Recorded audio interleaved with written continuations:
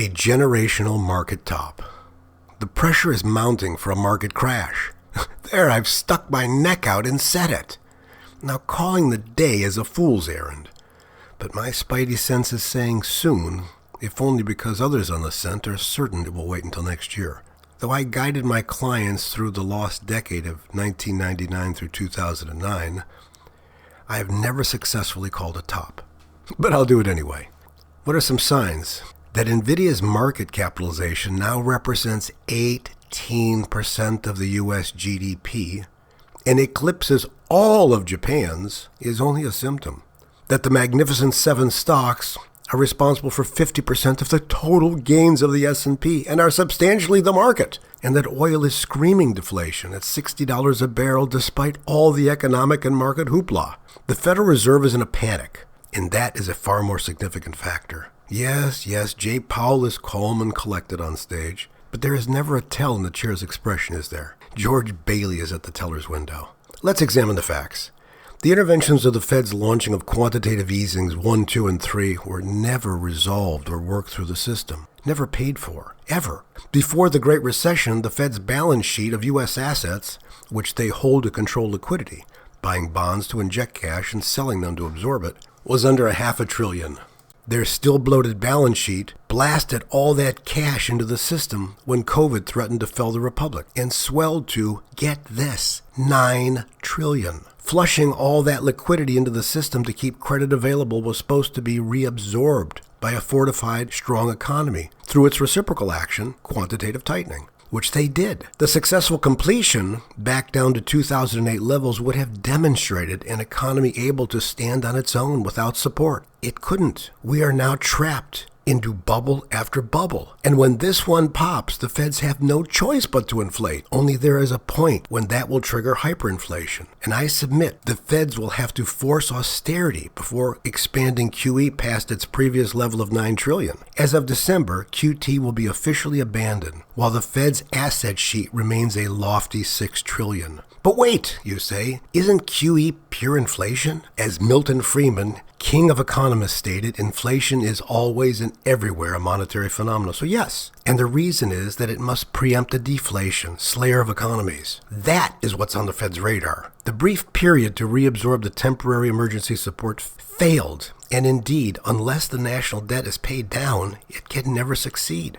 But inflation was just announced at 3%. Curious, isn't it? And further, you protested, unemployment is only a robust 4.3%. What's not to like?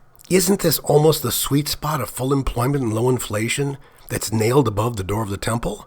Oh, but it's the administration pressuring the Fed to tempt providence. No, it's not. The Fed is terrified that the party has already stopped, but they'll never say so publicly because it's confidence that keeps the music playing. Now, I don't want your eyes to roll up by being too technical, but something significant happened to force their hand recently into reversing the back-to-normal tightening, in addition to dropping rates in the face of such an ostensibly strong economy. That's called a repo system, wherein banks buy or sell government securities with the Fed like a pawn, pledging to buy or sell it back shortly in days to get the interest. This was set up as a safeguard to buy and sell dollars as a last resort to keep markets fluid. However, just like in 2019, the system exploded lately, signaling no liquidity in banks. That Jay Powell even mentioned this openly in a press conference is remarkable, and it's tacit proof of its gravity. I invite you to Google reverse repo for a better understanding. How could this have happened? Though the August non-farm payrolls were officially stated as completely anemic at 22,000, which is almost none, I believe, like the several previous months before, they will be revised lower or even negative. The layoff announcements are piling up, with tech alone, which is the salvation of the universe, accounting for almost 200,000 this year. Wait until AI gets more integrated. Announced a few weeks ago, I believe we are already in recession. The payroll numbers, which have substantially disguised this bubble, were bogus. The 900,000 overstated jobs is symptomatic of systemically cooked books. How can you trust any official numbers as prima facie? Now we are conveniently absent any numbers, and the assumption is they'll all be stellar. Why? Of course, because the market is making new highs daily, and we all know the market is a reflection of the economy and not its driver.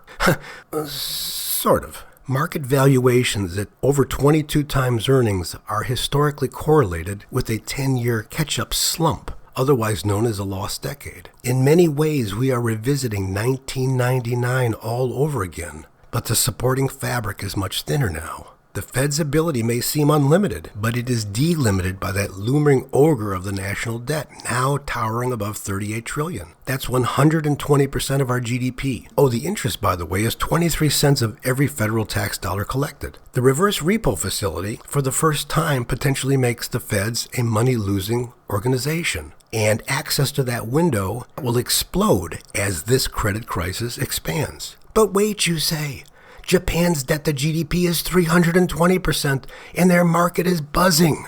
What if the market was the tail wagging the dog? Again, the present U.S. market values are so distorted that a 40% correction would leave this bull market intact. In parting, I mentioned that socialism's appeal is growing because as the Fed reflexively inflates to save the system every time, the wealthy inordinately prosper with all those investable assets, while the added inflation only pushes the middle closer to the lower class. Right now, today, auto and credit card delinquencies are at 2008 levels and climbing. Recently restored student loans are having similar statistics. America is ever more a K-shaped economy with a growing separation between rich and everyone else. Rate cuts don't trickle down to the Amazon credit card interest of 24%, but rather boost the assets to the wealthiest 10% who continue to represent over half of the domestic consumption. Should the market ruin their plans, that crutch too will fold. This does not even bring the potential of AI job displacement to millions, not of travel agents, but the mid-level management, and the encroaching imminent insolvency of the social nets of Social Security and Medicare. It will all resolve if you just believe. Click your heels together. Every dip has proved to be a buying opportunity. Now, most prognosticators recommend that despite all the negative Nellies, like me, dance until the music stops.